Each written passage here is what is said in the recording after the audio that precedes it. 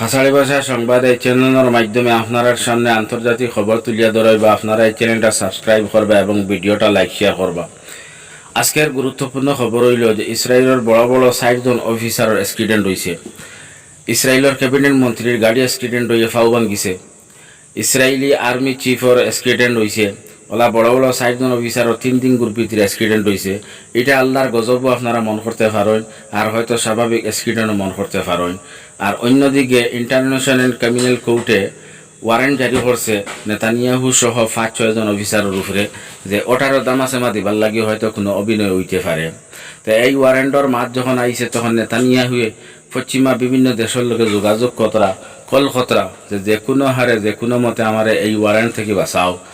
অন্যদিকে আমেরিকায় international criminal কোর্টরে ধমকি দেয় যে যদি নেতানিয়াহুর উপরে ওয়ারেন্ট চালু করে দিছ তাহলে গাদার মধ্যে সিজফায়ার হইতো না, আমি ফিসে থেকে সরি যাইমু। কিন্তু হালাকি ইসরায়েলে যে প্রস্তাব দিছে হামাসর সামনে, হামাসে ওইটা মানে, কিন্তু এর বাদে আমেরিকা ইন্টারন্যাশনাল ক্রিমিনাল কোর্টরে ধমকি দেয় যে যদি ওয়ারেন্ট জারি করে দেও তাহলে আমি ফিসে রইতাম না, আমি ফিসে থেকে সরি যাইমু, আর গাদার মধ্যে সিজফায়ার হইতো না। তো হামাস সবসময় সিজফায়ারের লাগে রেডি, কিন্তু এর বাদে আমেরিকা ইন্টারন্যাশনাল ক্রিমিনাল কোর্টরে ধমকি দেয় যে যদি সে ওয়ারেন্ট জারি করে দেও তাহলে আমি ফিসে থেকে সরি যাইমু।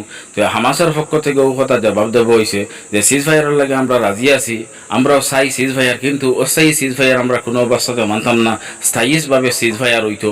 আর যদি ইসরায়েলে স্থায়ী সিজফায়ার মানে না তাহলে ইসরায়েলের সেনার লগে আমরা যতদিন মোকাবিলা দিয়া যাবা লাগে আমরা প্রস্তুত আছি।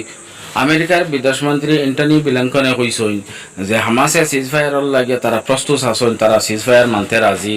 গতিকে ইন্টারন্যাশনাল ক্রিমিনাল কোর্টে যদি সে ওয়ারেন্ট জারি করে দেয় তাহলে সিজফায়ার হইতো না।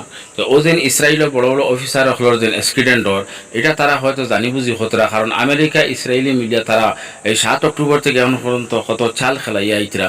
এখন যদি অ্যাক্সিডেন্ট হইয়া যদি তারা বেড হুতিরইন অসুস্থ হইয়া তখন ওয়ারেন্ট জারি হইলেও তারা অ্যারেস্ট হইতো না। তো এই অ্যারেস্টটা কি বাঁচিবার লাগে হয়তো এই চাল খতরা। দোস্ত, আমেরিকায় কোনোদিন চায় না মিডিল ইস্টের মুসলিম কান্ট্রি এক হইয়া থাকুক, একে অন্যর লগে সম্পর্ক করিয়া থাকুক। আমেরিকা সবসময় চায় যে একে অন্যর লগে খিলা দুশ্মনী লাগানি যায়। যেমন সৌদি আরব ইরানে অনেক বছর দুশ্মনী দুশ্মনীটা আসলো শুধুমাত্র শিয়া সুন্নি লইয়া, আর এই দরবারটা লাগাইছিল আমেরিকায়।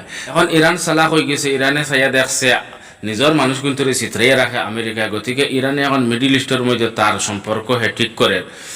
তো এখন এই সম্পর্কটা ভাঙিবার লাগে আমেরিকা খুব মজবুত হইয়া লাগছে পিছনে ইরানর, এবং মিডিল ইস্টর প্রত্যেক দেশে দেশে তারা দৌড়িতরা যে কিলা ইরানের লগে দুশ্মনীটা লাগাইয়া রাখা যায়। এবং সৌদি আরব বিশেষ করিয়া আরও কিছু আরবিক কান্ট্রি সবরে বুঝার আমেরিকায় যে আমরা এয়ার ডিফেন্স সিস্টেম হকলে মিলিয়া তেনাত করতে লাগবো, সিস্টেম করিয়া রাখতে লাগবো, কারণ ইরানের পক্ষ থেকে খাতরা আছে।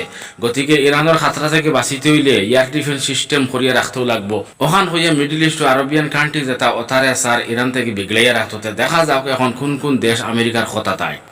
তো দোস্ত, আজকের সবচেয়ে বড় খবর হইল যে ইন্টারন্যাশনাল ক্রিমিনাল কোর্ট থেকে নেতানিয়াহুর উপরে ওয়ারেন্ট জারি হওয়ার হতে নেতানিয়াহু এটা থেকে বাঁচিবার লাগে তাই অনেক চেষ্টা খতরা, পশ্চিমা প্রত্যেক দেশের লগে তাই কন্ট্যাক্ট খতরা, কলর ফিরে কল খতরা, কিন্তু পশ্চিমা কোনো দেশের পক্ষ থেকে এখন পর্যন্ত ওয়ারেন্ট সম্পর্কে কোনো বিবৃতি আইছে না।